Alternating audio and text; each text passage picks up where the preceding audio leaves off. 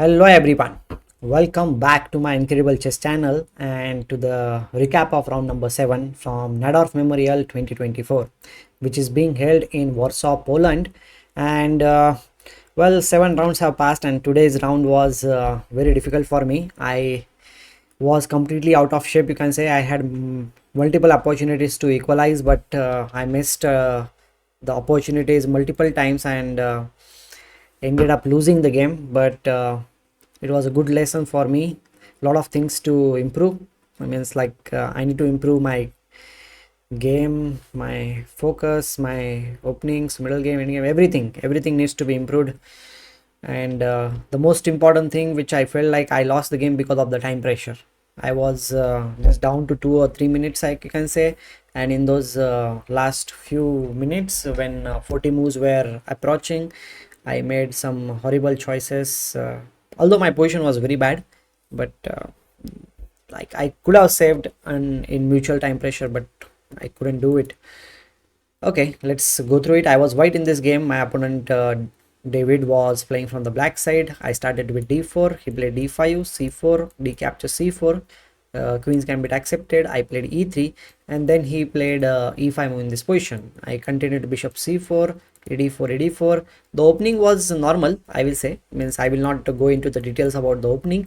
We'll just head towards this. Nj2 I played because I thought like at some point I'll play bishop to f4 and neutralize this bishop if it's needed. He castled. I also castled, and then he played knight c6, putting some pressure over here on the pawn on d4. And I was constantly looking at this bishop g4 idea from his side, and if I go for bishop g5 kind of a move, bishop into h2 was a very strong idea, because if I capture, then knight g4 check was coming. If the king moves in the position, then queen will capture the bishop, and I'm just pawn down in the position. So in order to avoid this thing, I played h3 so that I will be ready with bishop g5 on the next move. But he stopped that idea with h6 move. And then I thought like this bishop is pretty strong, I need to exchange it, because earlier my intention was to play bishop f4, but in this position it is not working because the d4 pawn is hanging in this case. So in order to save the pawn, I need to get rid of the bishop on d6 with my knight. So I played knight to b5, attacking over here, and well, he just continued with bishop f5, developing his piece. I captured the bishop, and then I played bishop f4, attacking the queen, and then queen moved back to d7 square. There was some pressure over here. That is what he was trying to do. I said like, okay, I'll continue with my development. I played rook to c1, putting the rook on the open file, you can say. Then he played a6, stopping bishop to b5, and then I played bishop e5, which I felt like was good. But another idea was also there in the position, that I could have played knight to g3, attacking this bishop first, because but in the game I was thinking that he might capture here, but that is not going to help, because after these captures, you can say, I'm getting the pawn on c7 and I have two bishops on the board. So maybe that was one of the ideas in the position which I could have gone for, but I did not play that move. I played bishop to e5, and till the end this bishop did not really come back in the game. So somehow I felt like bishop e5 was not necessary. Maybe I could have played d5 also, opening up the file for the rook, you can say. But I played it. He played knight e4, and then I took this knight away. Here in this position he played knight d6, and f3 was definitely a mistake, I will say.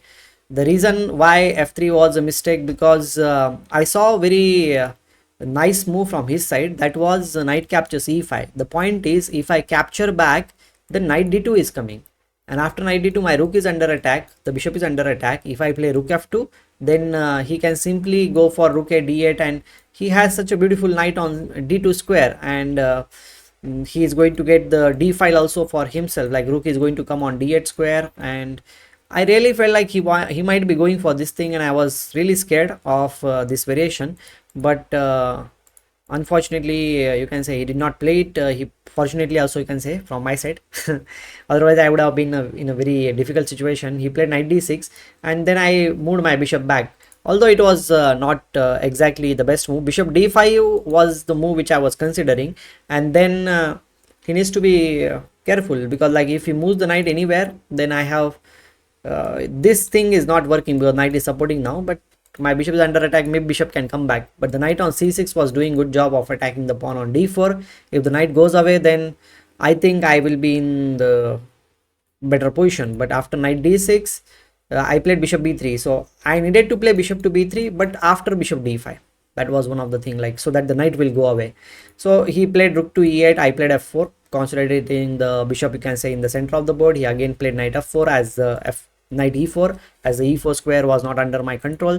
Then I said, like, okay, let's exchange the knights. I played rook to e8, attacking the knight. He exchanged it here, and then he played bishop e6. Here I was kind of thinking a lot, you can say, what to do exactly. Should I exchange the bishop?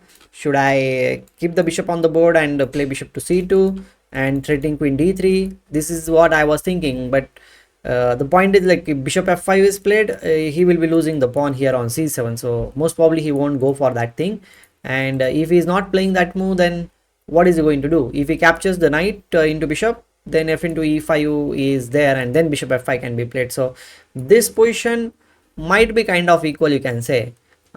Yeah, kind of equal, but I did not play that bishop c2 move. I simply played bishop into e6, rook captures e6. My initial thought was to play f5 move in this position, but somehow I did not play it. After f5, he needs to go back, and then I thought, like, if I move my bishop, the pawn on f5 is hanging.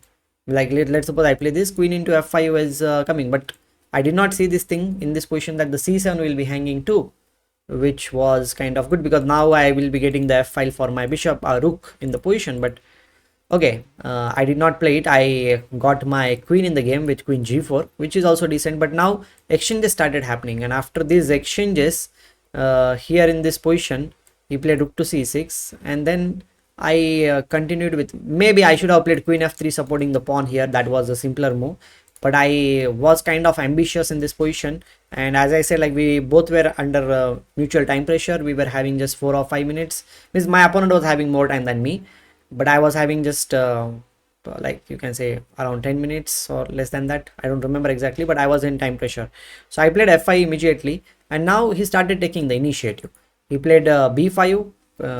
Here c3 pawn is a weakness. I played a3 because b4 I wanted to stop, but then he played a good move, rook to c4, and now he is threatening a lot of threats here. Okay, so I was again confused what to do, so I played queen g3, got out, but he is getting so much of play. He played queen c6, and here in this position I was so much confused what to do, and finally, because his threat is to play rook into d4 also in this position, and if I move my rook anywhere, the c3 pawn is hanging, so I felt like it is a do or die position, so I have to do something. So I played f6, and queen captures f6 was played. I lost a pawn, but I got some initiative, you can say, and then I played queen f3, attacking the pawn on f7. He supported the pawn with f6 move, and here in this position I played rook h5, which I felt like was not that necessary.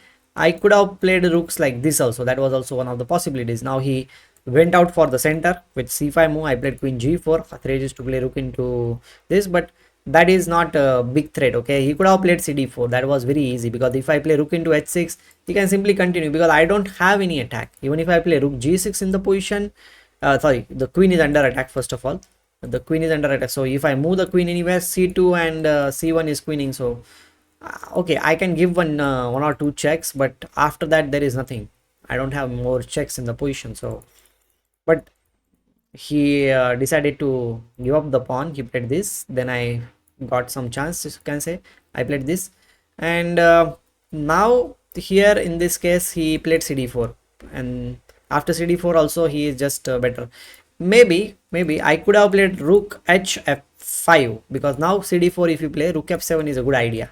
The pawn on g7 will be under attack. This is what I was missing in my game also, that I was not getting the pawn on g7, or I was not able to attack the pawn on g7 because my rooks were there. But okay, I played rook f5, and then he gave me, now in time pressure he made a mistake. Queen e7 was not that necessary move in this position.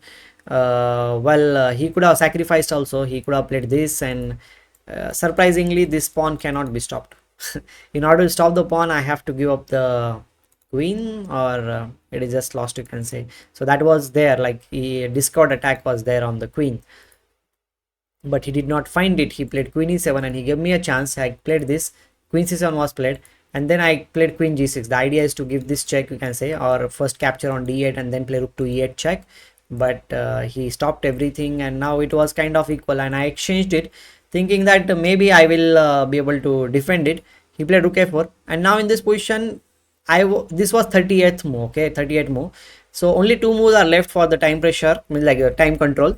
Once I play two moves, it will be 40 moves, and I'll be getting 30 more minutes in the position. So all I needed to do in this position was, I was having 30 seconds on my clock. I should have played rook to e3 and support the pawn, and then 4 pawns are there on the board. It should be holdable, no problem for me, although I have some more weaknesses than him, but it should be holdable, I will say. But I gave a check because I was, as I told you, like in time pressure. He played rook to f8, and then I played rook e7. That was a mistake, because of this move I lost the pawn on a3, and it is not just one pawn which I lost. I was getting back the pawn with rook a7. I got the pawn also back. The point was that after this rook a2, he is threatening rook f2. I did not realize that thing. He is threatening rook g6, that only I thought. And here I could have played something like maybe give a check, king will come here on h7, and then maybe I can try to attack here. That can be there, because now in this position, if he goes for this thing, I can give this check, and the move which I played in the game also afterwards, the pawn on a6 was deflected with rook a6, but now it is a check. In the game, the check did not come. I played rook e5. He attacked my pawn on g2 with the double attack, and I'm not able to save the pawn on g2 no matter what. So I played this move, getting the pawn, you can say, but now it is tricky. It is not at all easy. Maybe like here he gave me a check, king e1. He played this move. I like played this, and then king g1. I lost another pawn. 2 versus 1 was there. Maybe it was also holdable, but I was already getting too much nervous, and was not exactly understanding what to do. So I gave a check, king came here. I played rook to this position. Now my idea is to come back on f1 square here. He attacked the pawn on d3, and he again attacked it. I played this move, he played this, again I came back, he played rook b5, and king g6. Now I was not understanding what to do. I was feeling like I'm in kind of a zugzang. So I played my rook to f2 square. He captured the pawn, and now I gave the check, king came to h7 square. Now I think like I should have waited for him to capture my rook on f2, but still 2 versus rook, it is just lost position. You cannot miss, theoretically it is lost, but I exchanged it, and then we played, the pawns started moving forward. Here the last defense was that I could have defended a little bit more with rook here, and he need to show the right technique to win the game. Means it is winning position, I'm not saying like it is not winning, but he needs to say the right technique. But I made a huge blunder in this position. He played rook b3 and this check, and the game is over. I just resigned, because no matter what I do, if I play the king here, then he'll just pawn push and the pawn is queening, and if I play king h2, then g3 check is coming. If I capture the pawn, then rook h1 rook e2 check, and I'm going to lose the rook. So very painful loss. I was not going to record the video, but I lost this game, you can say 3-4 hours ago. It is 1:30 a.m. in the morning time for me, and I thought like, no, I need to record the video before I sleep as I am doing it. So here is the video, here is the game analysis. I hope that you understood some of the things, and I hope that I will play some good games in my tour. Thank you for all your support. Bye bye, take care.